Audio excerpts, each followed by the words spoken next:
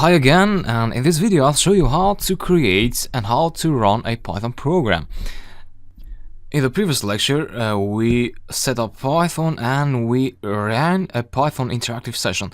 So that was like a running code line by line. But what we want to do instead, we want to write code that we are able to save it in a file and we're able to run all the code at once. So that's what we're going to do in this lecture, and this is targeted to Windows users. So if you have a Windows computer, please watch this. If you have a Mac computer or even a Linux computer, please skip this video and go to the next video where I show you the same process but on a Mac computer.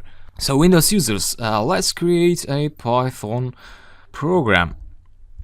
We're going to use very basic tools for now, but then in the next lecture we're going to download and use an advanced editor. On Windows, before creating the program, there's something you need to make sure of. You go to Organize and you go to Folder and Search Options.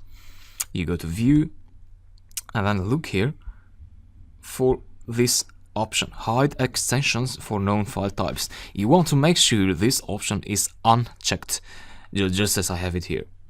Don't check it. Yeah, cancel that. And with the option unchecked, you go ahead and right click and create a text document and put a name, let's say my program, and you want to remove the txt extension. I want to say .py. Okay, no problem.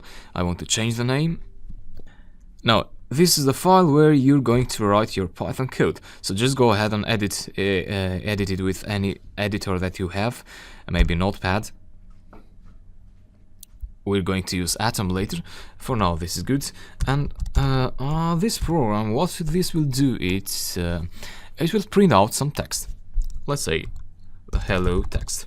So that's what you do. You use the Python print function, and then the function has this syntax, so it expects to have some brackets, opening and closing brackets, and inside these brackets you want to pass the thing that you want to print out. In this case, this is called a string.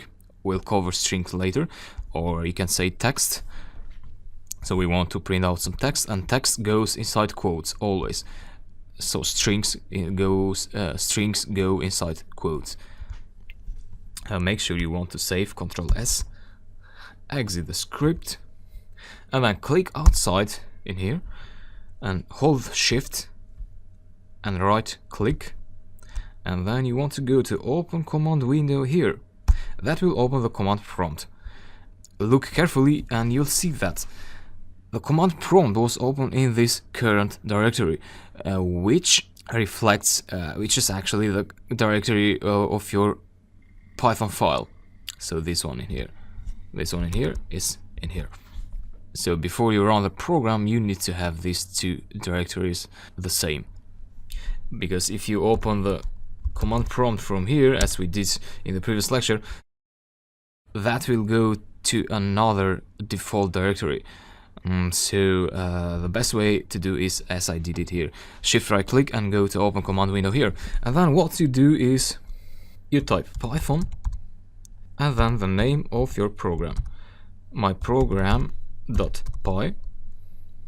So what you're doing is you're using Python, the Python program, to execute this file, and you get the output in the command line, which is hello, the text hello. Similarly, I could execute it with my Python 3.6 .py, and you get the same output again. So 3.6 and 3.7 doesn't make any big difference. The differences are very, very slight, so you don't have to worry about that. Let me execute it one more time, Python, and if you type now my, and if you press the tab key, that will auto-complete the name of your file. So it will find the name of your file because it knows that you are in this current directory. So use tab for auto-completion. And yeah, again, you execute it and you get the output.